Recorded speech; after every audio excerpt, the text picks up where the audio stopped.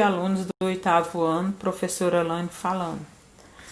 O tema da nossa aula hoje é América Portuguesa em tempos de independência. Em tempos de independência, parte 1. Refletindo sobre um processo histórico. Outros elementos vistos em conjunto contribuem para reforçar essa versão da independência, como filmes, programas de televisão, letras de músicas e dramatizações realizadas em escola à época do 7 de setembro.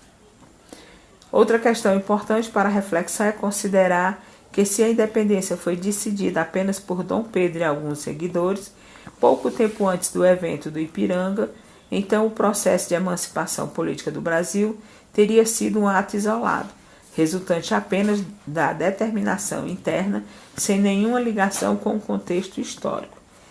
Na mesma época em que ocorreram os movimentos de independência na América, aconteciam significativas transformações no continente europeu, como as seguintes.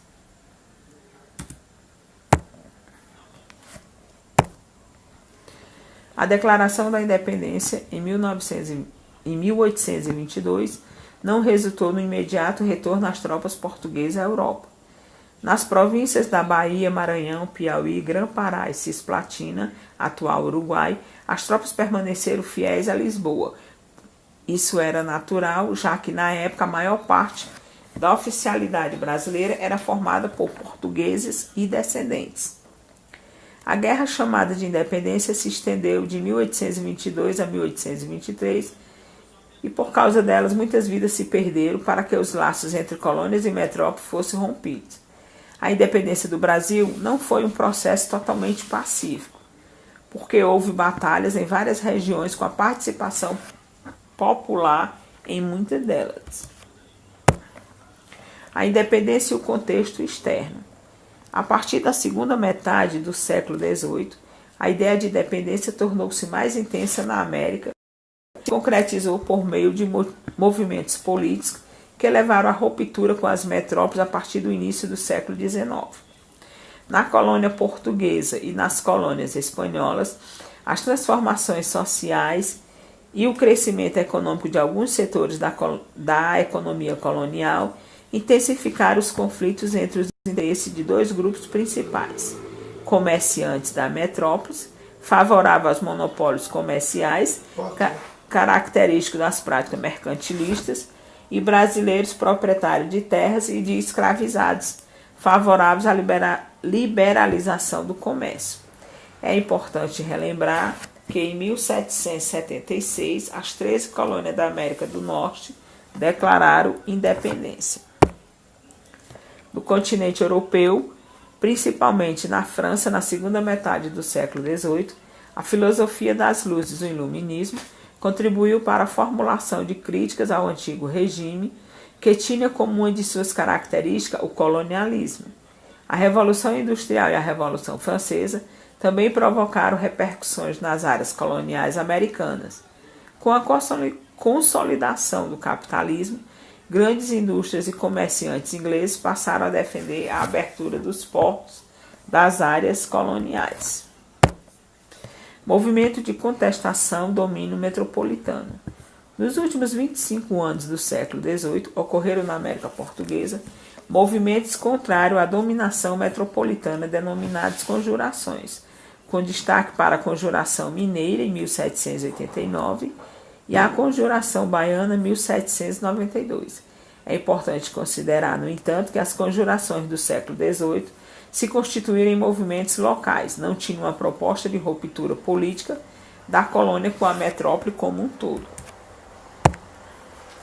Conjuração Mineira.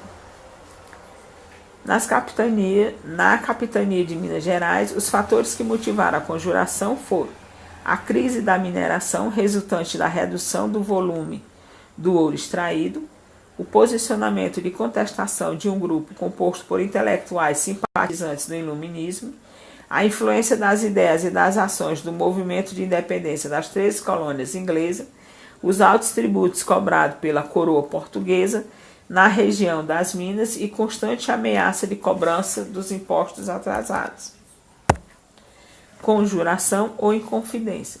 Conjuração é o ato de conjurar, ou seja, conspirar contra uma autoridade estabelecida.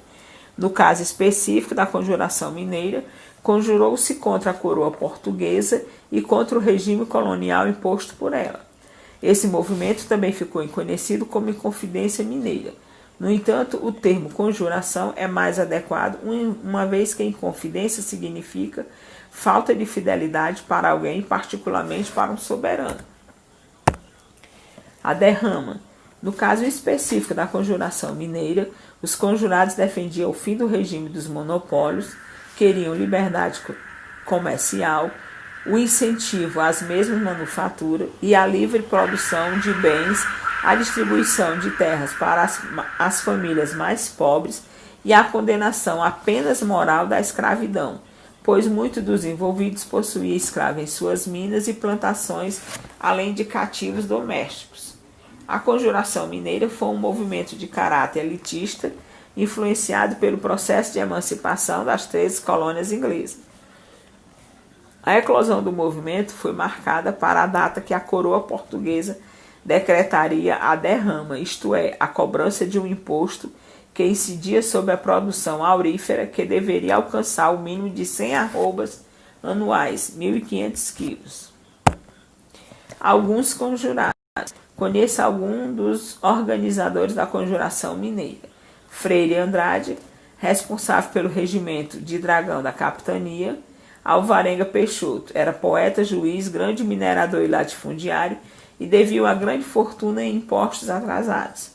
Domingos Vieira, Silvério Reis e Rodrigues de Macedo eram grandes devedores da Fazenda Real.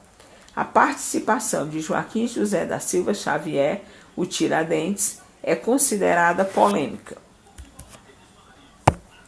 América Portuguesa em tempos de independência, parte 1. É o capítulo 9, das páginas 178 a 195, resolver os exercícios propostos. Primeiro, cite alguma das transformações que aconteceram no continente europeu na mesma época que ocorreram os movimentos de independência na América. Em que províncias as tropas permaneceram fiéis a Lisboa e por quê? Porque a independência do Brasil não foi um processo totalmente pacífico. Que movimentos ocorreram na América Portuguesa contrária à dominação metropolitana? Cite os fatores que motivaram a conjuração mineira. Mãos à obra.